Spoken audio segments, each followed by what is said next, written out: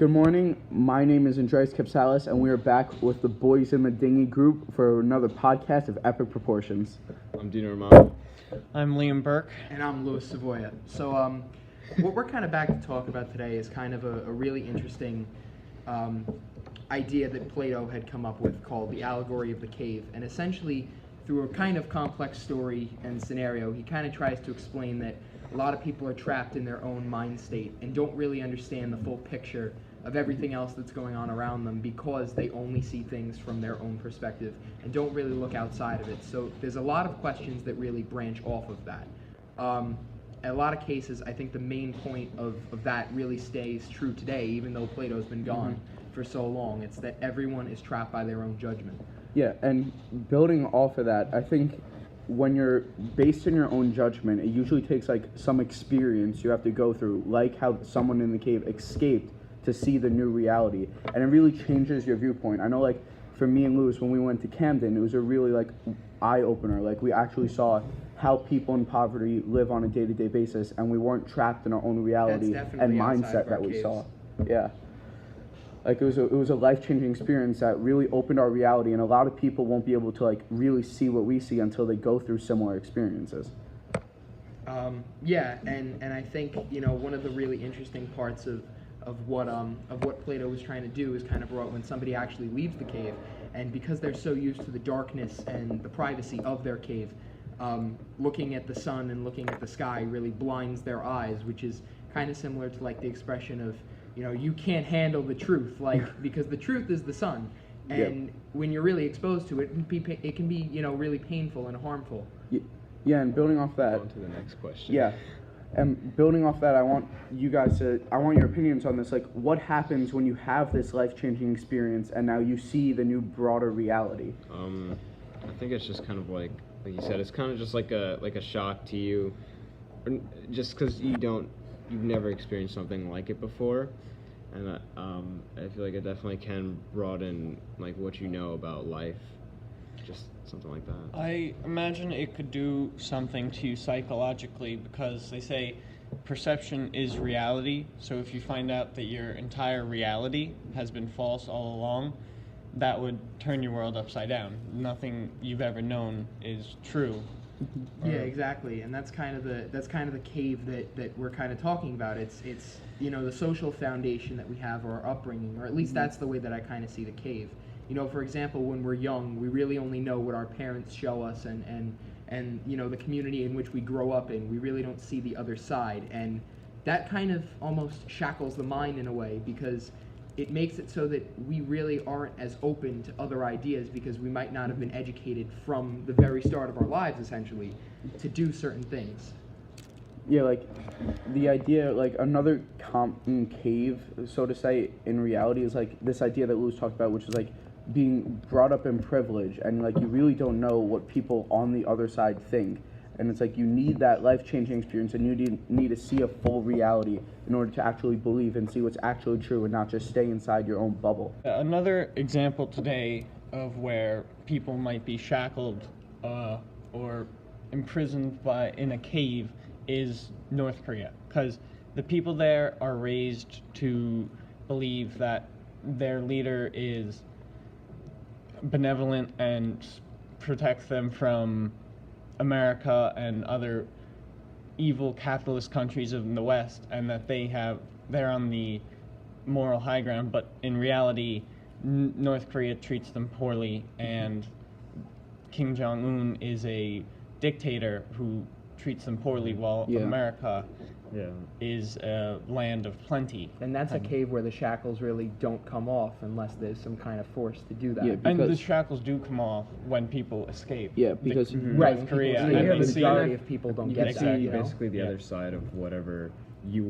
of the cave that they were living in, then they kind of get opened up to the other side, just like what happened in the allegory. And it probably blinds the people who come out of North Korea, because it's like, it's got to hurt to be like, you know, my entire life I was raised to believe that this man is literally a god, and, you know, now I find out that all of the essentials to living are granted in all of these different countries, but are They're not given to us. Yeah, they're basically being force-fed propaganda to think that like there's only one reality, and that's the reality of living under him, Yeah. and that there's nothing else that could be as good as that. No, I know it's unrelated to North Korea, but another like cave that I was thinking of could be like mental disability, or just like problems in general with that kind of stuff, because I feel like one with somebody they kind of like all they know is somebody with a mental disorder, all they know is that like it can be taxing sometimes, like anxiety, depression, OCD, Yeah. and then people with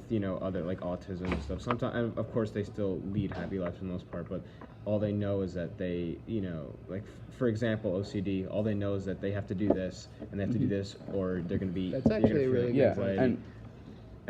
And I feel like on the other side there are people who don't really who have like in their cave they see people with mental disabilities as people with like problems and that need to be fixed, that are like kind of crazy, when it definitely different. Yeah, like people in society and status quo just view people with disabilities, whether it be physical or mental, in like this one subcategory and like isolate them from society. Like they really don't understand what it's like to have it. It's just like wrong of them to like put them in their own cave and then be in their own cave on themselves, because they're not open to expanding their viewpoints on what other people actually might be feeling. Okay, going to the other case. Yeah, I kind of feel like we all kind of agree in some way that, through the discussion we just had, I think one thing that Plato kind of assumes is that there is really a distinction that is very, very clear if you're looking at the whole picture between what appears to be true and what is actually true. And I think we all kind of agree on that. And Yeah. I would say, is there a difference between appearance and reality? Like I said earlier, perception is reality. So Very true. That's to true. those I people in the disagree. cave, it is reality. But What they Think are about it this way: experiencing. if all you know is that, then that is your reality. Okay, but there's a Now, but that's is there all you know of the appearance. Is But there that's not what reality Is there is. like an That's a actual reality to subjective everybody? But that's not what reality actually is. Reality is what's actually happening, but perception is separate from reality in the sense perception is only what you see and what you Right. believe, not the actual truth. Like, there's this saying, there's three sides to every story: your side, my side, and then the truth. And people are only see their side, and they don't want to actually Very look true. towards reality. So like, there's this distinction Now, between it. Do you think there's a difference between one's own reality and basically the reality that everybody lives in? I think there's a greater reality that's true no matter what to Yeah. anybody. So do you but- think that's what he's talking about in appearance and reality? Because Yeah, if definitely. perception is your reality, I can Definitely. understand that. And then, but the actual reality that we all live in, that's different, that's greater from our If own. anything, Plato was criticizing the reality of the people in the cave. But to those people who said they would attack anyone who tried to bring them out of the cave and thus will never leave the cave, that is all they will ever know, and that will be reality Very their true. entire lives. But so that is I reality. think you guys are misdefinitioning, like, you're misrepresenting what reality actually is. Reality isn't your viewpoint or what you believe to see as the truth, but it's what's actually happening. Like, your appearance and your perception is different from reality because it's different from the truth compared to what you think everything is. Well, that's why I'm saying you have your own reality. You have your own reality, and then you have a reality that's just greater than yours. You have, like you said, it's like, it's not what you perceive is not actually reality. There's like a greater reality, like Lewis said, that everybody lives in. And I feel like, but your own reality is just what you perceive. Yeah. So I guess the silver lining to our discussion is that, there is a reality that is present and is greater than everyone else's own perception. But as long as everyone is still shackled by whatever their cave is, they're only going to know their own personal reality, which isn't the whole picture. Yeah. We're in simulation. All right. Thank you for listening to our discussion on the allegory of the cave and our senses of what reality actually is. We are the boys in the dinghy, and I am Andreas Kapsalis. I'm Dino Romano. Liam Bourke. Louis Savoia. Thank you.